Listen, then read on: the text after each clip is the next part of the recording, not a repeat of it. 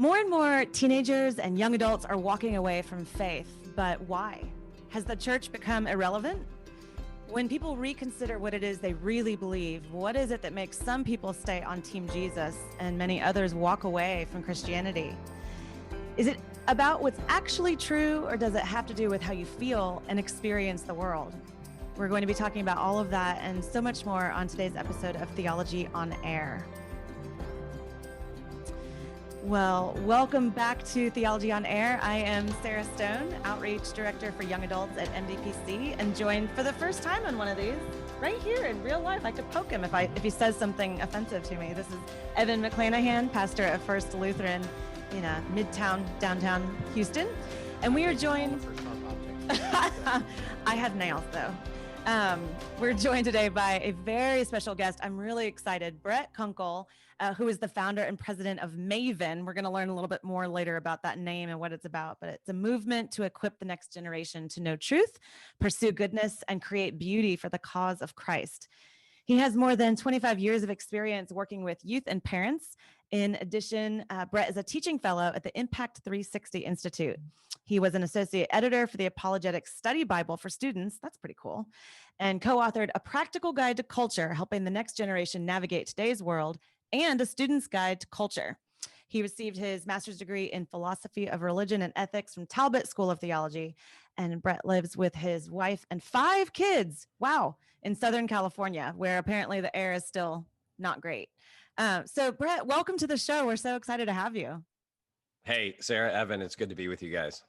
Yeah. And for those of you that may not know, Theology on Air is a ministry born out of Theology on Tap, which is a monthly event for Houston young adults where we drink craft beer and we talk about interesting and relevant topics of culture, faith, philosophy, religion, the Bible, Christian living, all of that fun stuff. So come and join us. Our next one, I don't know when this podcast is going out, so this may be after, but the next one is on October 13th, How to Not Divorce Your Family This Thanksgiving, talking about politics and religion and doing so with love. Should be interesting.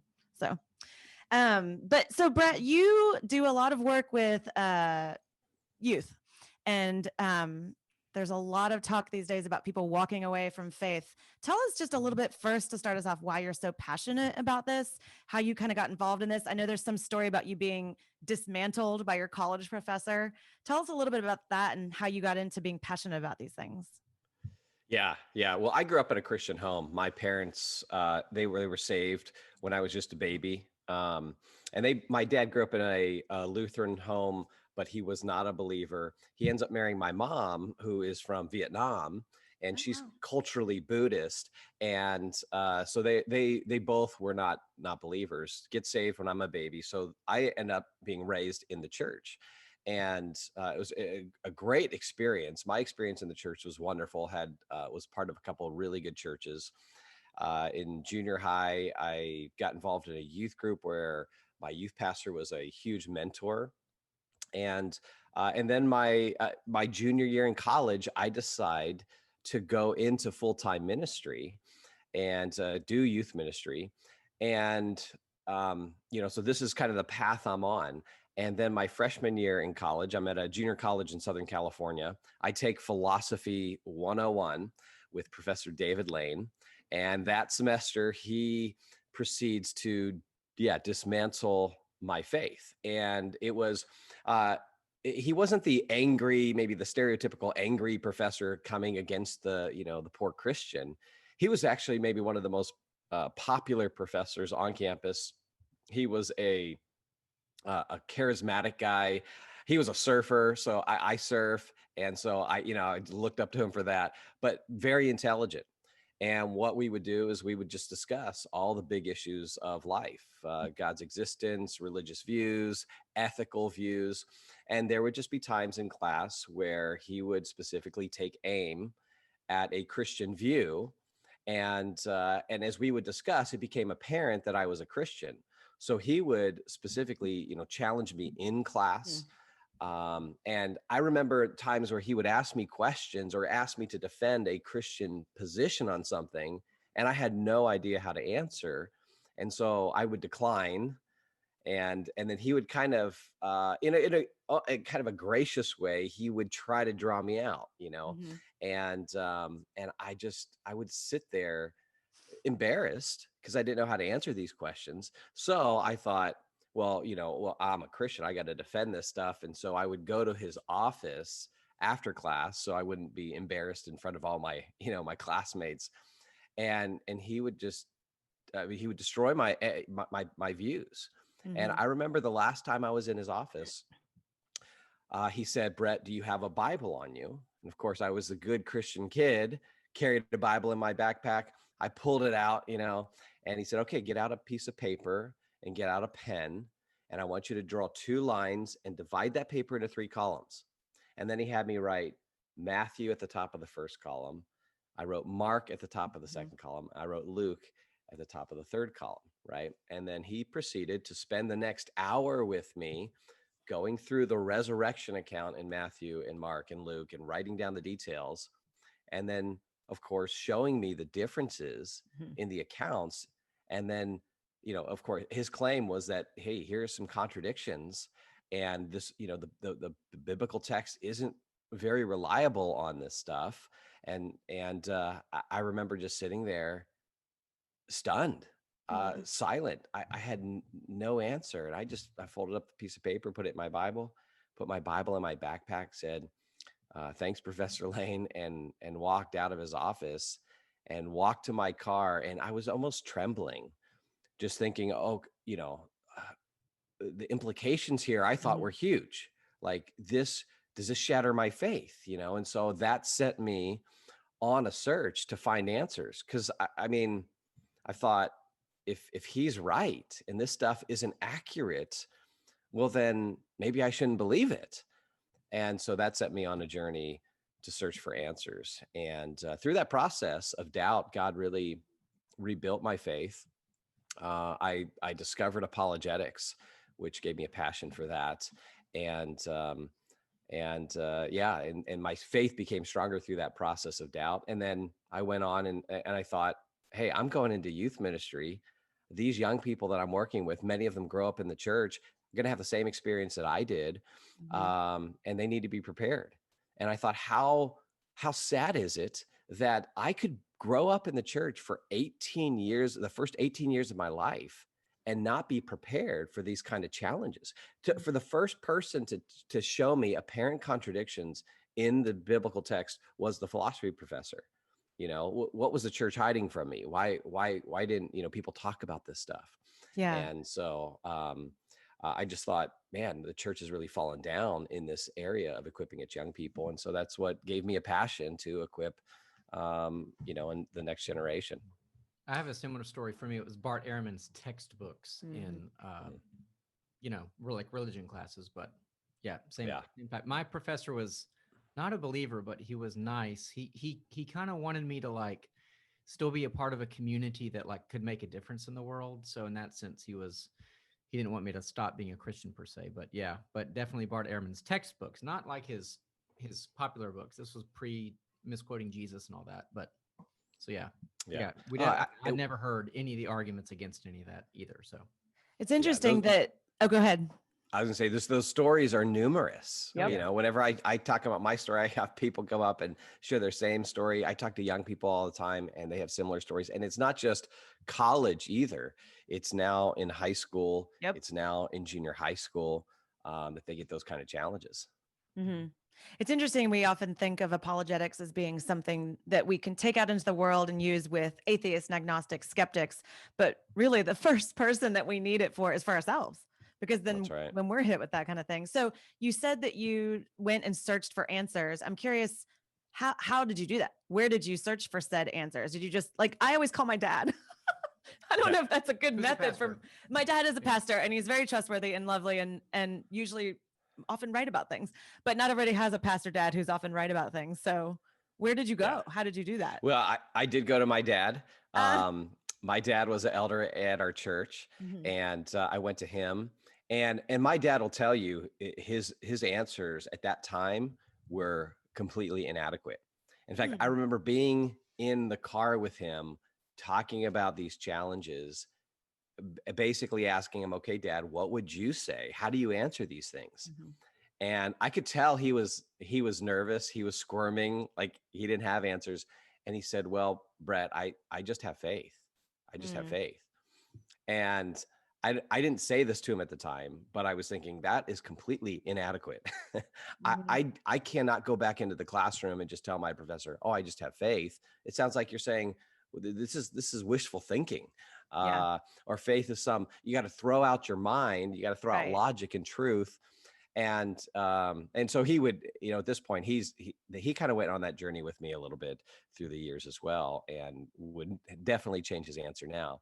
I went to my youth pastor, who was a huge mentor, and he didn't know how to answer the challenges at initially, but he said, "Hey, I'm going to help you look for answers."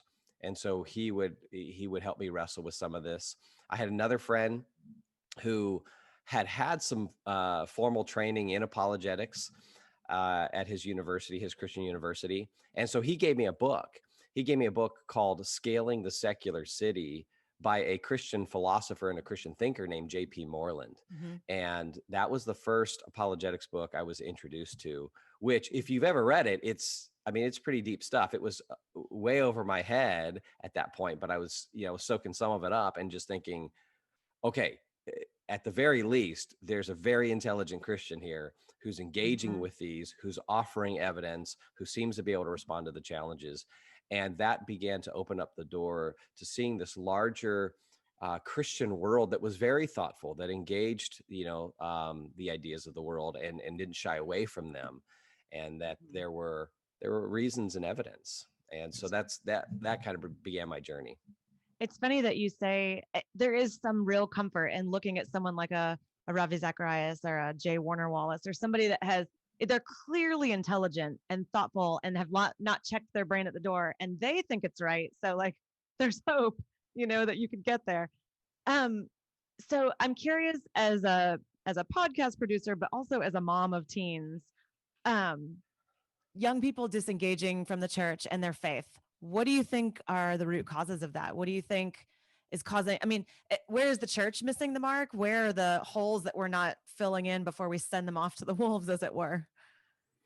Yeah, well, I think there's probably a number of things that are going on here. In fact, when I talk about doubt and unbelief, for me, it's very helpful to look at three categories of causes for this. And I think number one, there are intellectual reasons. There are intellectual reasons why people will doubt the faith and eventually walk away. And that was my story. For me, the doubt that I experienced was intellectual in nature. It was these intellectual challenges from my professor. And I could look back at that and I could see that had I not been provided solid intellectual responses, that I could have walked away. And so I think there are a lot of young people who, for them, there are these intellectual causes. And sometimes for some of them, it's not a I guess, a short-term thing. Like mine was a semester class where I got all this challenge at once. And then there's this kind of, this event of being challenged. I think for a lot of our young people now, the intellectual challenge is something that happens maybe throughout their education in particular, because I think they're being educated in a secular system that's giving them categories, giving them a worldview by which to kind of frame the world and think about all of these things. It doesn't resonate with what they hear at church on Sunday, or if they go to youth group or, church activities, where they're getting very little training anyway, an hour or so a week, if that. Often parents aren't doing very systematic kind of training with their young people. So what they're doing is they're getting a worldview from the culture, and they're growing up with this. And ultimately what happens by the time they're in high school, in college, the Christian worldview just intellectually seems incoherent. It doesn't make sense. It doesn't seem to answer all the voices that they're hearing from the culture. So when it comes to something like LGBTQ issues, right? What they hear at church is this very shallow, that's wrong, don't do that kind of message. And then the world is giving them all these other messages, and there's this just, this disconnect. I don't And know who it was. I want to say Dewey. I don't know if he's the decimal system guy, but anyway, he's like the father of American public education. I think it was him who said something like, "Well, they can have their 1 hour a week. I've got them for 30 or something." I'm misquoting, but I do think that for a lot of people, you look at like the disparity of just time alone. I mean, even if you go to church Sunday morning, evening, and Wednesday night, you're still outnumbered like 10 to 1 just in terms of sheer time. And I think that that worldview shaping is probably more implicit than explicit. There's like in textbooks and in classes, they're not out there saying, I mean, they might be saying something like maybe evolution or LGBT or something.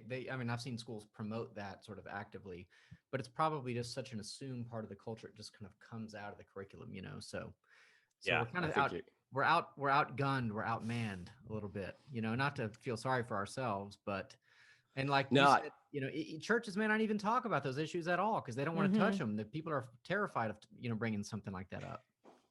Yeah. Well, that's, I think a lot of, sadly, a lot of pastors and church leaders are, they're not equipped as well. And that's what I found generally when I was asking people in my church to kind of help me through this. They just weren't equipped to answer these kind of challenges. So, so I think there are intellectual causes. There are also, though, moral causes that underlie and drive some of our doubt and unbelief. And so I think for some young people, it's a matter of them failing morally, if you will. They struggle with sin. Maybe it's that young man in high school who gets addicted to porn and is just feeling all kinds of shame and guilt. And eventually there are moral reasons that drive them away, right? And this is Romans chapter 1, where we suppress the truth in unrighteousness. And that's one of our fundamental, problems as human beings. So you'll have young people that it will be the moral stuff. Now, what happens typically, I've found, is that whenever someone struggles with doubt and unbelief, it almost always gets expressed intellectually first. And so there'll be these objections, to whatever the biblical text, or there will be objections to God or whatever. And so it's often expressed intellectually. And just sometimes you have to do a little more digging. And I think you still have to deal with those intellectual questions because sometimes it's a mix. But if you uncover more, there will be, you might be able to find that there are moral reasons. And then I think a third category of causes is you could call it psychological or emotional doubt. And these are the folks who maybe have experienced hurt and pain in life. Maybe they've experienced hurt and pain at the hands of someone who calls themselves a Christian, or from a church leader. And then that hurt and pain, they ask, why God? And then they turn their anger and their hurt and their brokenness and their bitterness, and they direct it at God and say, well, if this is the kind of God you are, I don't want anything to do with you. And so I think those three things are very helpful ways to categorize the things that can cause doubt: intellectual, emotional, and moral. And what we have to do with our kids is, when our kids doubt, help them navigate that and help uncover for them, what is it? What is the driving, what are the driving reasons?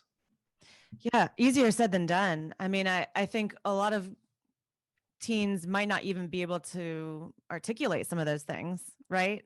Or even maybe understand that they are doubting, even if they are. So I don't know if you have any tips or tricks on like what kinds of questions to ask, but I'm maybe getting ahead of ourselves a little bit, but no, I think you're right. It's a challenge because human beings are complex creatures, right? We are soulish beings with an intellect, with rational capacities. We have a will or volitional aspects to us. We have emotional aspects. We have affections. We have all these things. So it is challenging to navigate that. And I think what you said, Sarah, is the way to start. Is with questions. And really, I mean, the first question, kind of in general, would just be, asking your kids at times, well, what do they believe? Mm-hmm. What do they believe about certain things? And now, of course, in order for them to share honestly, there's going to have to be an environment of some kind of safety there. Like Mm-hmm. if you're ready to pounce on them, or you're ready to Yeah. shut them down, or you just can't handle hearing that from your kid, well, then they're not gonna feel the freedom to be honest with you on that stuff. And I think as parents, then what we have to do is, and this I think is the same thing with a friend. If we have a friend who's struggling with doubt, same thing. If they think we're going to pounce, or we're going to attack them, or we're going to get upset, or we're going to get defensive. And I think that's probably the big challenge for parents, is not getting defensive when you hear this stuff. Yeah. And then kind of shutting them down. What we're going to have to do is set that stuff aside and just listen, and maybe go into those conversations with the goal that all I'm going to do is ask questions. I'm not going to make any statements at this point. Listen, and give them the freedom to ask those questions, to doubt, to kind of get that stuff out on the table. Because frankly, that's a way better strategy, is having my kids share that stuff with me honestly, versus shutting down and not sharing it at all. Because if we ever shut down our kids' questions and doubts, they don't stop doubting. They That's don't right. stop asking They questions. just take it elsewhere. Yeah, they just stop asking you questions, Yeah. And look, if my kid has questions about the faith, the first person I want them to come to is me. Mm-hmm. And so I want them to feel like they can always question stuff, because I want to hear where their heart and mind is at. And if it's not me, they're going to someplace else. And I want to prevent that. So you've got to create that openness, that space for them to share those things honestly, but asking them questions about what they believe in and about specific topics. Yeah. Well, in our home, what we do a lot is, I mean, we're kind of uh, a news and political family. We like to stay on board with what's going on. So there's always things that are happening in the culture that give us things to discuss over the dinner table. I mean, well, that's one of the best tools we have, is a dinner table. Sit down together for some good food and a meal, have that table fellowship, and then just talk about things that way. And just asking our kids, like, especially, we have older kids. We have quite the range. You mentioned we have 5 kids. We have a 25-year-old. Oh, wow. We have a 19-year-old. We have a 17-year-old. We have a 13-year-old, and we have a 9-year-old. So we have kind of all those levels of development. Okay. Are you telling me that your 9-year-old talks about politics? Because I am going to need some tips and tricks, because my daughter checks out when we start talking about that. No, yeah, he does. He loves to engage. And a lot of that's my wife's fault, because she loves politics. She's always, and she loves history. And so they catch her passion for it as well. Oh, I love that. But bottom line is, we have to create that space, ask our kids what they believe, about particular issues. And that'll give us a sense of where they're at on these things. But also, as you do that, as students, as our kids begin to open up about things, you've got to be a careful listener, because you will hear that there's more going on underneath the surface often. So for instance, when I talk, if I'm talking to someone who's not a believer, or they've walked away or whatever, and they bring up objections, oftentimes when they bring up objections, you'll start to see you'll start to see some emotions bubble up. Mm-hmm. Like they're upset about this as well. And it doesn't seem to be just an intellectual issue, but when someone gets angry or frustrated talking about this stuff, and it's not because I'm being a jerk to them or something, but when you see those emotions bubble up, that's often a tip off that, okay, this isn't merely an intellectual issue. There's probably some kind of emotional a cause here that's at work. And I find that's almost, it's true almost all the time. So if my kid were to be getting upset about this, well, then that would direct the question for me to ask, like, hey, why do you feel upset about this? You seem to be, angry as you talk about this. Why do you feel upset about that? Yeah. And again, it's kind of the whole idea of like peeling the onion, right? You're just kind of pulling back layer after layer to get at what's the core. Yeah. No, that's good stuff. You said a lot of things I want to kind of go further in on, but you talked a little bit about culture. So I'm wondering if you could talk to us a little bit about culture. Why is it such a powerful force in the all of our lives? Um, and then, the way that we sort of receive a lot of culture is through technology. So maybe you can kind of speak to that too, like kids in technology, but really all of us are taking in so much technology. Is that helping? Is it hurting? Is it doing both? Um, yeah. Yeah. Oh, that's okay. So the first question was culture. I think it's really important for Christians to define our terms, right? So the first question we ask when we come to an issue, in order to think through it carefully, is, hey, what is this thing? What is it? What do we mean when we say this word? And culture is actually, when you look into it, it's a bit of a difficult word to define because it encompasses so much. Mm-hmm. But I think culture would be a very concise definition would be our pursuit to take the world as it's given to us and then to make something of it. Culture, Andy Crouch kind of gives this definition in his book Culture Making. It's what we make of the world. And so, we are given a world filled with natural resources, and then we build culture. And when we think about the different aspects of culture, that's kind of helps us maybe to cash this out a little bit more. You have ideas. And so culture is made up of different ideas that people take to be true, or they embrace, and then they live those ideas out. Uh, Culture is also made up of groups, or it's made up of individuals, people, what we call in the book champions. So these would be everything from mom and dad to the professor at college to a pastor to celebrity, Mm-hmm. sports star, YouTube influencer. Yes. These are all the people in the culture that are taking ideas and propagating those and arguing for those and making a case for those different ideas of what's true and what's good and what's beautiful. Then you have groups of people, and that would be typically would organize themselves in what we would refer to as institutions. So a nonprofit organization or a group like Theology on Tap would be Mm-hmm. an institution, or the institution of education, or the institution of law. These are different parts of culture that have profound influence on us, and again, that propagate different ideas. And then you also have what we call artifacts. So these are the individual things that we build, like a song or a book or clothing, are Mm-hmm. the artifacts of culture. Our homes, our buildings, our cars, these are all different artifacts of culture. And of course, that doesn't cover everything in culture, but I think it gives us a good idea of what culture is made up of and how we make culture. But what ends up happening is that, ironically, we make culture, and then culture turns around and it makes us. It shapes us.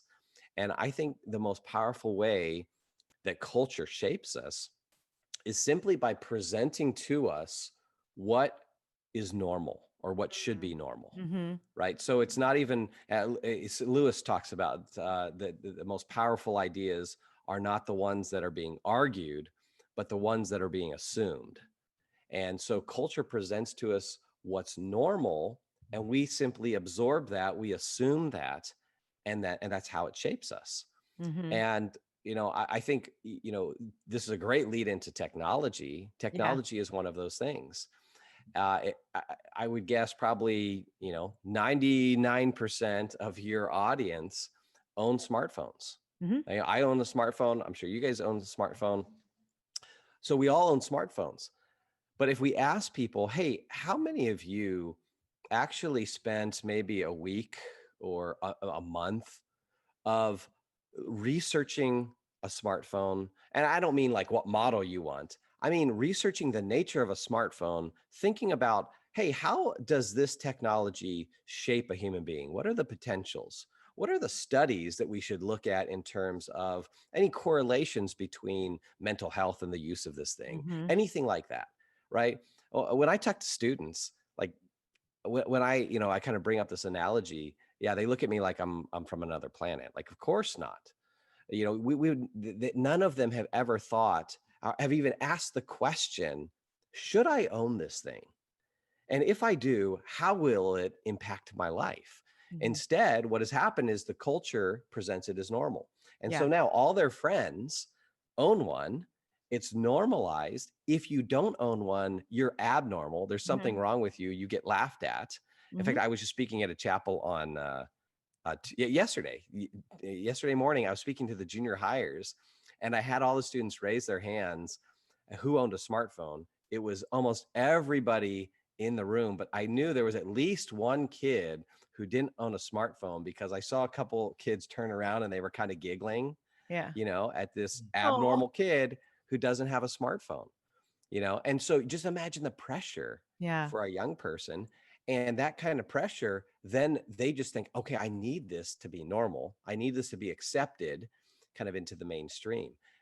That's a great example of how culture powerfully shapes us. And you could just take this and then play it out in all kinds of issues. Take it in not smartphone ownership, but how about the ideas we adopt about, current issues or current current events. Well, and the example you gave is pretty innocuous. Culture says having a smartphone is the normal thing, but culture also says a lot of other things these were the words you used: true, good, and beautiful, or normal, that of course aren't. So then you have kids and really all of us trying to figure out, so culture tells us these things are true, good, beautiful, normal. How do I know really what is or is not? I mean, that's kind of what we're all trying to do all the time, right? Like, I mean, even in politics, you're trying to look up articles and you're like, well, this is coming from this bias and this is coming from that bias. And how could I ever know what's true? And then the culture has ways of putting pressure on you, or causing you pain if you don't get in line with certain views or lifestyles. So, I mean, we see this with, some of the gender identity stuff in culture, where if you don't go along with the ideas of culture, well, then you'll be punished. And so that punishment might be some kind of social rejection. It might be, hatred on a social media platform that you have to deal with. It could be even more painful, where you lose a job, and there's those stories out there in the culture where you don't get on board with this ideology. Well, we're going to cut you out economically. So the culture has different ways of causing pain. And so now think about this for a young person who's still developing their faith, growing in their knowledge of it and their confidence of it. And then they're just hit by all these different waves from the culture. How they would need to be prepared to stand up against that kind of stuff. Yeah. And I remember a pastor once who was really into this sort of thing, talked about the brain development and, the way that children's brains develop. And once they get into adolescence, what we call adolescence or teenage years, the peer group is the way their brain is forming, that everything in their body is saying the peer group's approval is the most important thing, which is why parents are like, why don't they listen to me anymore? Because they used to regard their parents as like godlike figures. I mean, literally, that was the level of dependence and admiration, but that goes away. I also hate to have you watched this documentary, Guy, but the documentary on Netflix called The Social Dilemma. I was going to ask about that too. I mean, I know that we're not supposed to like Netflix these days, which is ironic because people are like, cancel your Netflix account. There's this amazing documentary on Netflix that everyone should watch. Well, like, which is it? Anyway, but yeah, The Social Dilemma talks, it's all these like former, or I guess current tech people saying, put your phone away, put your social media away. It's destroying us. And I've heard that Steve Jobs would be aghast at how we use the smartphone. It's kind of the typical law of unintended consequences. You develop all this thing where you can mail and take pictures, but all of a sudden it becomes a thing where your face is glued to it 4 hours a day. And I don't know. So it's like, my kids don't have phones. They're 9 and 11. My daughter's 11 in 6th grade. She doesn't have a phone yet. Her classmates do think she's weird. And, but one of the reasons is I don't want her to be like this person, like staring. For those listening on the podcast, he's just face deep in the device. Yeah. In fact, the Social Dilemma is one that it's been recommended multiple times. So I definitely want to see that. But I think it's just what I've heard is it takes all the research that's out there and puts it in kind of a compelling, hour and a half documentary. and I think it's pretty well known that someone like Steve Jobs, he said he wouldn't even give his kids these devices that his company is making. Uh, and Silicon Valley CEOs say the same kind of thing because they know exactly what they're doing with these devices. I mean, there's been articles online. One article in particular, I can't remember the title of it. I could look it up, but it was on Medium, and it was talking about how Silicon Valley CEOs and executives will bring in child psychologists to consult with them and talk, and they'll bring in neuroscientists and talk with them and figure out, hey, what are the best ways to keep these kids on our platforms, right? Because hey, I keep a kid on the platform longer, keep them addicted. There's a bottom line here for us financially, and so I think with helping navigate this with our kids, we're going to have to do a number of things.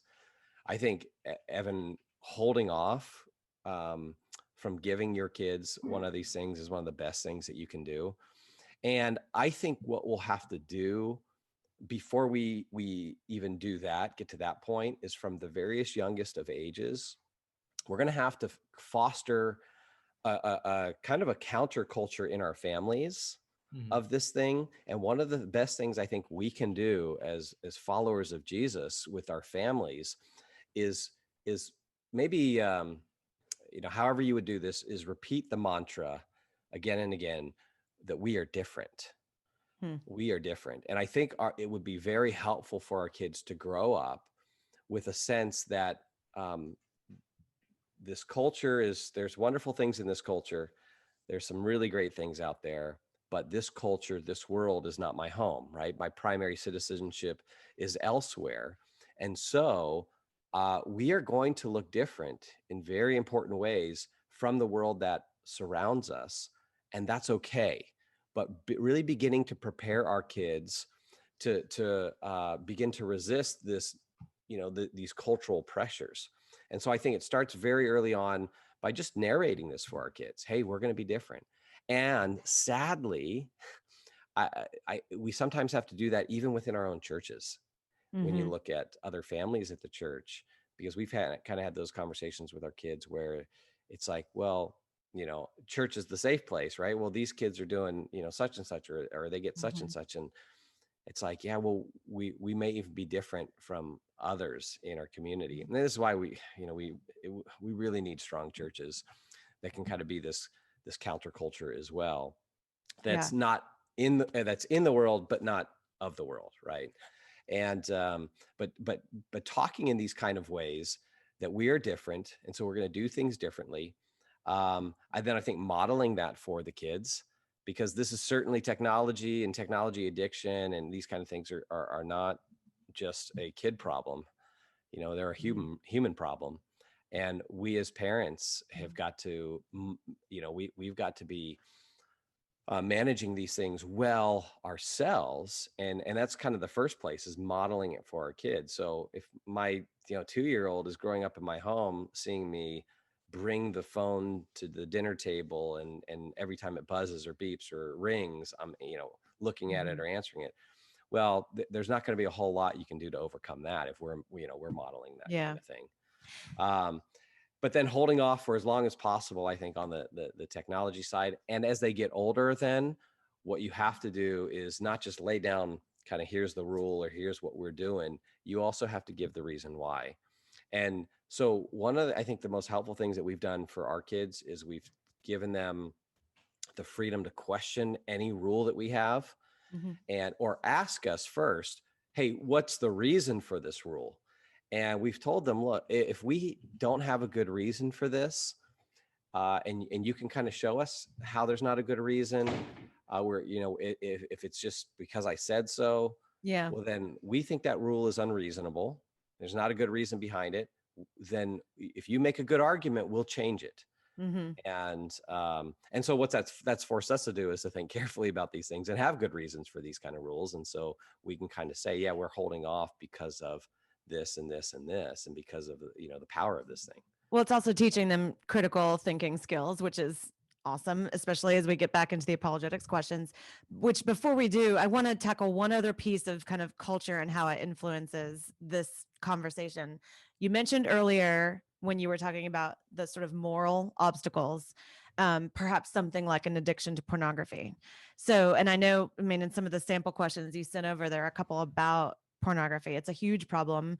And you said the question is not if a child will be confronted with it, but when.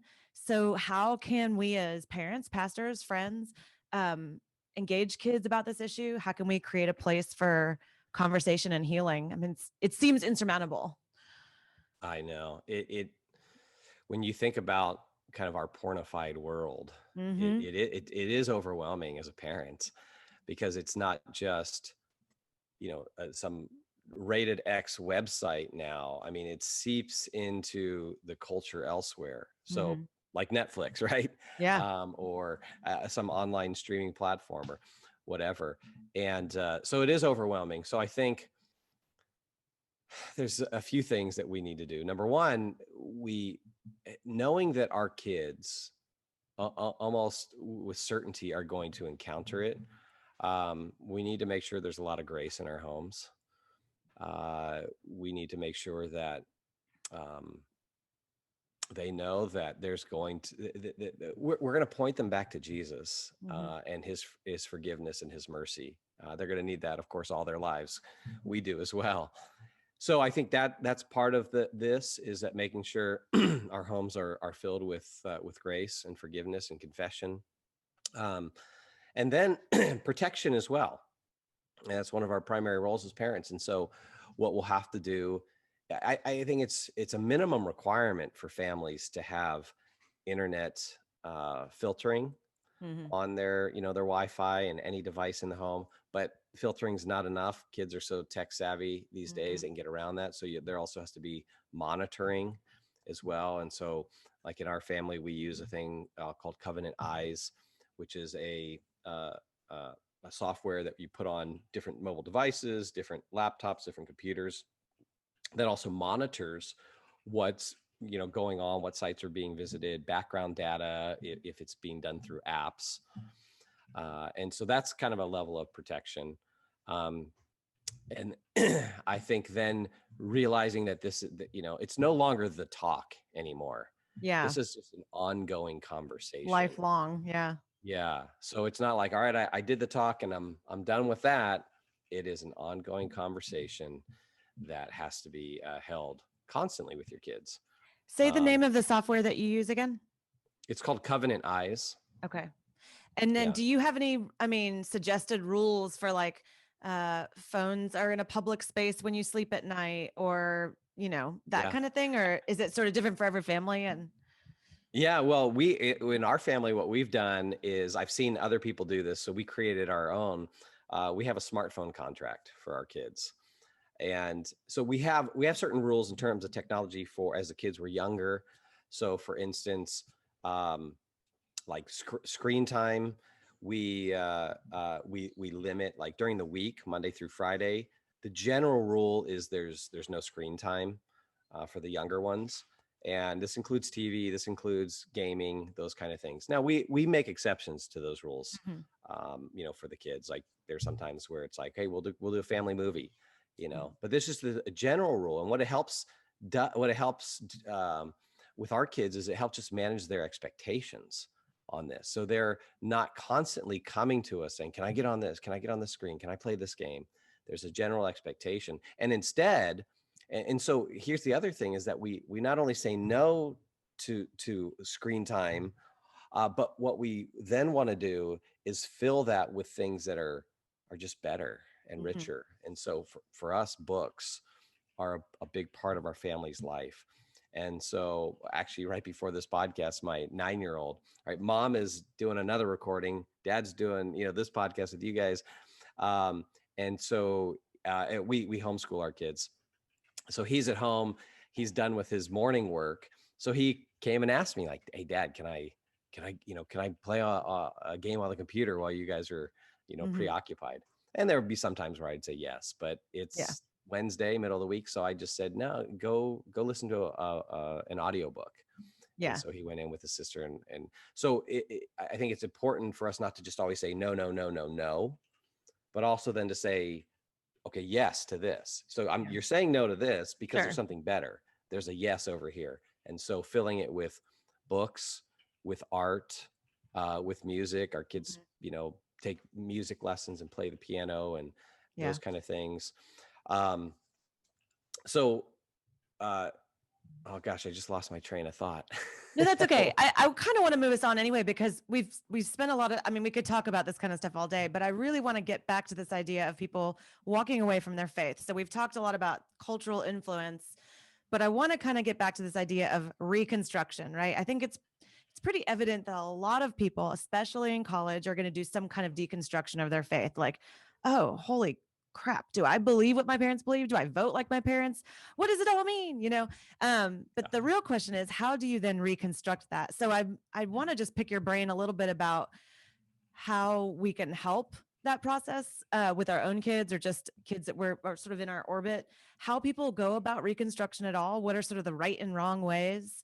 And then at some point I want to talk a little bit about scripture. How is it that a scripture would ever be authoritative this day and age? It's like almost a ridiculous notion to be like, well, what does the Bible say about that? It sounds stupid in 2020 to say. I mean, I hear myself say it to my kids sometimes, like they'll, one will be rude to the other, and then the other one will be rude back and be like, well, they just started it. I'm like, does the Bible say that's how we're supposed to handle it? Return evil for evil. And they sort of roll their eyes. And I think we all kind of do that. Like, it's not relevant anymore. Don't be crazy. And yet, as Christians, we think it very much is relevant. So I know I just threw a bunch at you, but I really want to hear your thoughts on how people do reconstruction, and then like, where does the Bible enter into that maybe? Yeah. I think part of the thing that we want to do is help people also in the deconstruction side of things is help them navigate that, because I think that will play into the reconstruction side of things. Right. So when someone's deconstructing their faith or rethinking it or doubting it, we want to, of course, give them space to do that and ask questions about anything. And at the same time, I think we want to communicate, well, there are parts of the faith that can't be deconstructed. Right. There's a core of the faith, what we call orthodoxy, which if you deconstruct that, then you no longer have the faith. So let's just be clear that there are these, boundaries of orthodoxy, and you certainly have the freedom to reject those things. But once you reject certain things, then you no longer fall under the category of being a Christian. Right. So if I reject the deity of Christ, well, fine, but let's be clear that then moves you out of the Christian faith. I think a lot of people have no problem being moved out of the Christian faith. The question is, then are they going to sort of start from scratch to figure out if they're coming back, or are they going to just kind of stay there? Yeah. Well, when people deconstruct to that level, because I think they're different. What I see is there are different levels of deconstruction. Okay. Right. So there will people who will deconstruct and they'll walk away from the faith. Those people typically aren't, at least in the near future, going to start reconstructing. Right. So they're going to walk away and they're going to reject it wholesale often, and then walk away. But there are a group. So if you kind of think of it as spectrum, you've got those very serious deconstructors, and they're going to walk away. Then you have a group though that deconstruct the faith, but still want to hold on to the faith. And oftentimes they'll say things like, well, I still love Jesus, or I still follow the teachings of Jesus. And so then I think what we want to do there is okay, help them, I guess, really make sure that they know the teachings of Jesus, right? And so part of the questions there are, okay, well, where do you get your information about Jesus? Where do you discover the teachings of Jesus? Is it, where's their primary sources here? Yeah. And that will get us into conversations about the scripture and the nature of scripture. But I think laying some of those foundations for them to reconstruct, right? Because ultimately, when we talk about reconstruction, what we're after is we we're after the truth of Christianity. I mean, That's that's right. what we want. And so then I think in that conversation, there's also sifting out. And this is why I think orthodoxy, the question of orthodoxy is so important, because there's a sifting out of, okay, what's the core of the Christian faith? Mm-hmm. And then what are some of the cultural things that we've imported into the Christian faith? And so and we grow up with this in our different traditions, our different kinds of churches, our different families, where some might be reacting to certain political views Yep. they think are necessary to be Mm-hmm. part of the Christian faith, right? Yeah. And so we want to make sure, okay, if that's what they're deconstructing, great. But sometimes what happens is, like, the cliche, throwing the baby out with the bathwater kind of thing, is that's what they'll do. Oh, if the Christian faith entails this view and this view and this view, well, then I'm going to just kind of throw the whole thing out. And so Yeah. I think this is where careful thinking is important, and laying out what that core is, because then what we can do is we can help people deconstruct in healthy ways and help them see, yeah, this is not actually an essential to the Christian faith. This is where Christians can, maybe it's an issue of conscience where Christians have different views on this. Maybe it's just, maybe it has to do with how we see the Christian worldview working out, because we certainly wouldn't want to say that there aren't things that are entailed, certain views, social views or political views that may be entailed by Christian ideas, but there's also room for some disagreement on some of those things. Yeah. We just some have to secondary natureism there, right? Yeah. And so what we want to help people do is kind of separate those things so that they don't throw the baby out with the bathwater. And then we can kind of begin to lay a proper foundation for what reconstructing would look like. Mm-hmm. And maybe, so for instance, I mean, the example I gave of my professor going after the reliability of Scripture, and particularly he was kind of going after the doctrine of inerrancy, right? Here are these errors in the Bible. Well, at that point, I just kind of assumed that inerrancy was essential to the truth of Christianity. But you could get rid of inerrancy and still have the resurrection of Jesus. Mm-hmm. Like, inerrancy isn't essential in that way to the Christian faith. Now, there are these secondary issues, what we say aren't core. They're certainly significant. I think inerrancy is a significant issue. Me too. But the point is, I was thinking, if he dismantles inerrancy, then I may have to walk away from this thing. Yeah. And so I didn't have a proper kind of foundation to do some of that reconstructing, realizing what are the core pieces here.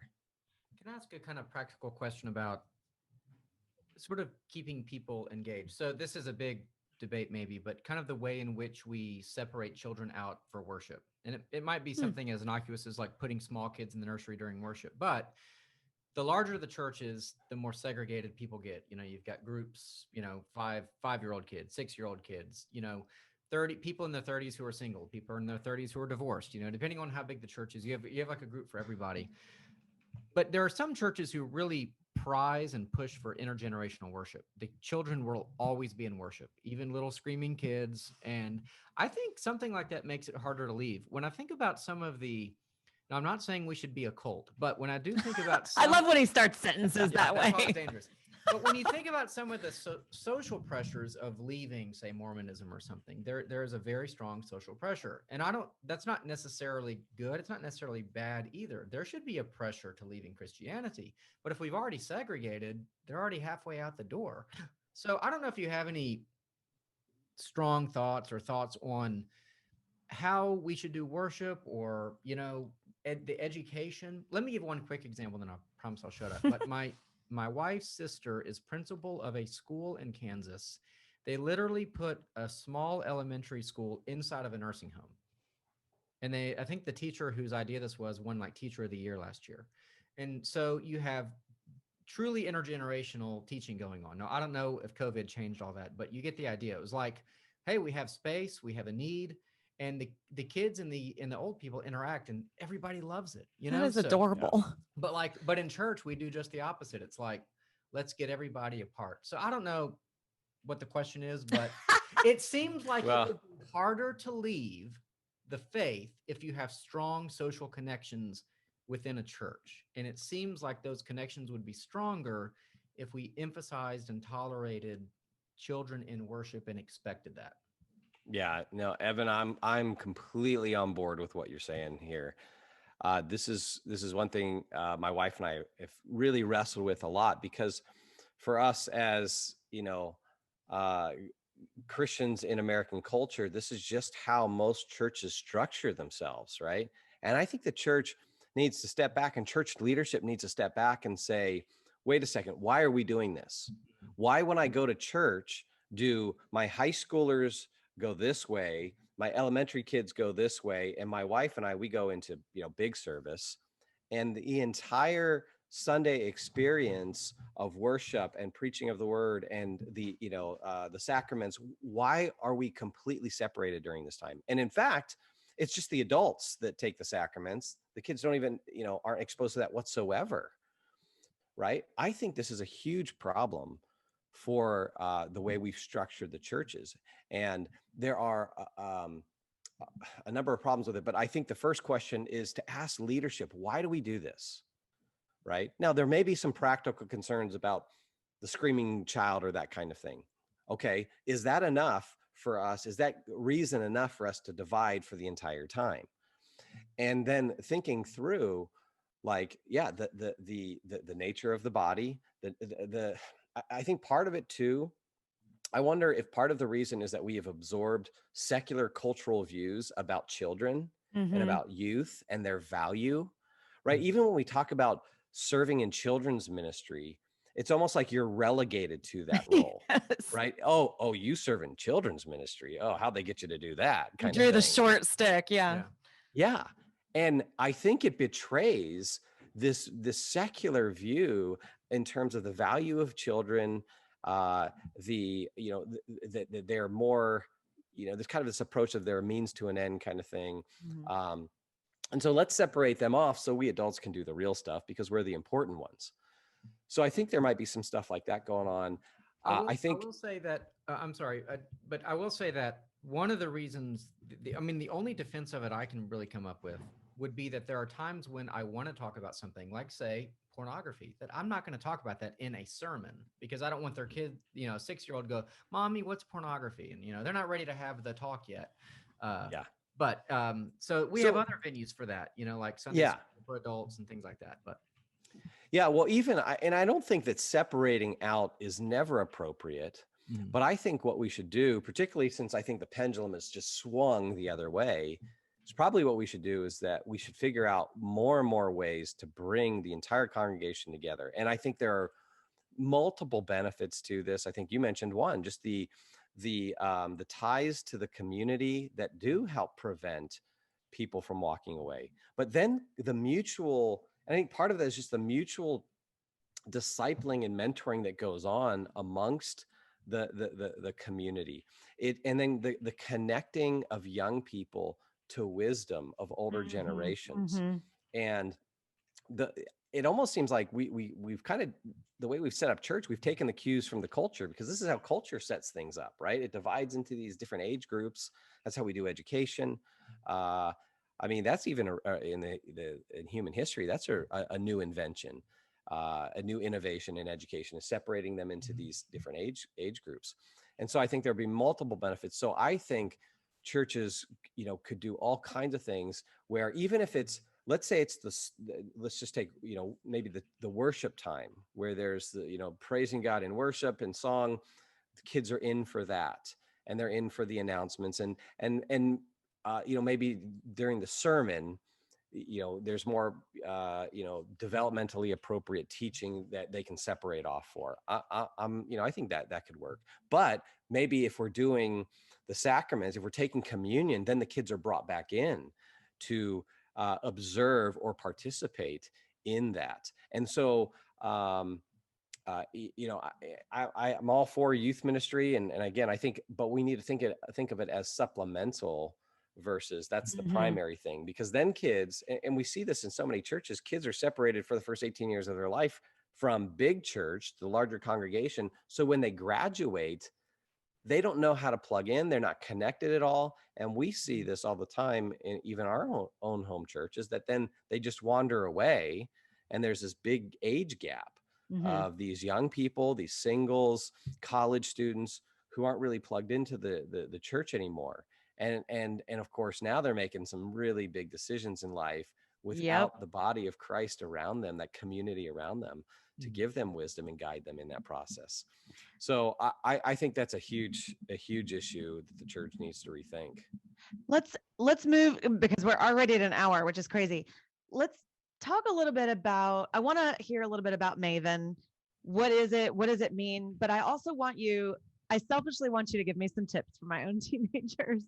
How do we motivate students, youth, teens, college kids, whatever, to care about this kind of stuff, to care about theology, to care about worldview, or dare I even say apologetics? My kids hear this kind of stuff all the time, and they'll say things like, well, we hear you talk about it all the time, so we know it and we're good. But I don't think they really care about it. And of course, I can't force them to think it's as cool as I think it is and be like, let's read this Nabil Qureshi book together, But how do you help people care about that kind of thing? And then tell us a little bit about Maven. Yeah. Okay. Let's start with that second question there. Okay. One thing this popped into my mind when you talked about them, sometimes not caring, right? We always go through those seasons where the kids seem to apathetic about certain things that we want to teach.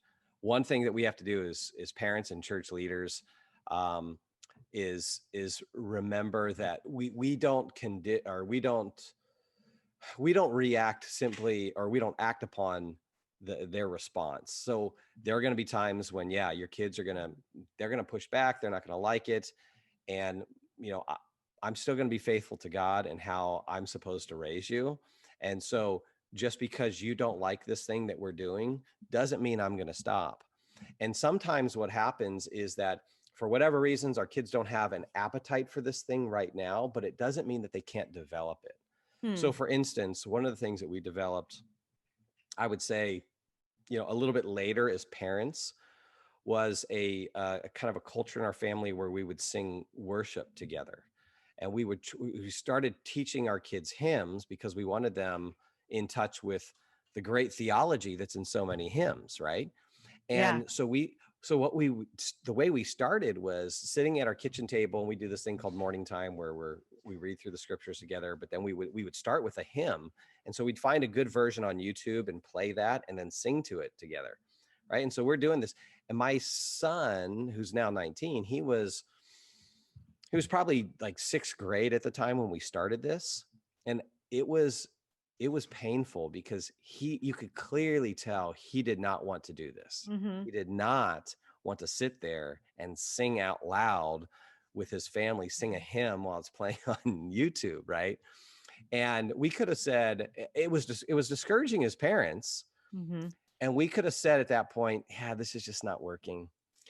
But we had younger kids, and we saw the younger kids were like very early on, they were into it. They were fine with that. That wasn't like weird, but for a junior high boy, it was weird, right? Because we hadn't developed that culture yet. And so we just persisted.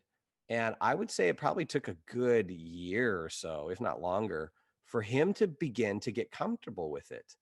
And so and there was like very small steps of progress that we had to kind of hold on to. So it wasn't that he was sitting there anymore and with this mad look on his face, or this, like apathetic look on his face. He was now, you could see his demeanor had changed. Now, he wasn't singing really. He wasn't engaging in the singing yet, but that was progress. And through the years, what has happened is he's started to sing, and now he will worship with us, no problem. So it took time to develop that. So I think one thing to just encourage all of us on is that some of these things that we might know are good for our kids or right, is that even if their response is negative, it discourages us, we need to have a clear kind of conscience and clear view that we're going to persist in this because it's good for them. Even if ultimately they reject it at the end when they, grow up and move out of the house. I think one of the best things that we can do is start at very young ages, so that when they get into the teen years, this stuff is more normal and part of the culture, the family culture. So very early on, I think you're laying here are the kind of the 3 stages that help me organize this with my own kids, with kind of the discipleship of my own kids. The first stage is really birth through let's say it's fourth or fifth grade, where you're really focusing on teaching the what. So this is where you're giving them the theological foundation. And that's where you're teaching them doctrine, not just kind of the moralism we hear in so much of the church, but you're giving them you're teaching them the nature of God. They're maybe memorizing the attributes of God. You're going through a catechism. You are having them memorize great pieces of scripture, the 10 Commandments, the Lord's Prayer, these kinds of things. And basically what you're doing is you're pouring truth into them to lay a foundation that you'll keep building on. Now, when they get into the junior high years, middle school years, 5th, 6th, 7th, 8th grade, their minds begin to develop. They can start to think abstractly. And that's where they start asking the why questions. And sometimes, parents will or church leaders will take that kind of as a threat, like they're questioning our authority. And sometimes, they are, but often they want to know, okay, what are the reasons behind these things? And this is such a key process because it moves them into ownership if they can develop their own reasons for the stuff. And it's not just, hey, my pastor said so or my church leader said so, but now I have reasons for myself. And this is where something like apologetics becomes so vital, where you're giving them their own reasons to think these things are actually true. And so that's what you teach the what at that foundational stage, and you keep teaching the what for the rest of life, but then you add to it teaching the why. Yeah. And giving them the reason why. And then by the time they're in high school, I think there's another piece you add, and that's teach the how to. And the idea there is you get this stuff out of the classroom and you get it into real life. So how this has worked out in our own family is like Mormon missionaries show up at my door, right? You get the knock. Well, we don't, send them on their way. We say, hey, let's set up an appointment. We want you to come back and talk to our whole family. So make sure all the kids are available, and we all sit down with that Mormon missionary. And beforehand, I do some prep with the kids and say, hey, here are things to think about. Here are questions to ask. And when the missionaries come over, you guys are going to do most of the talking, and let them engage that way.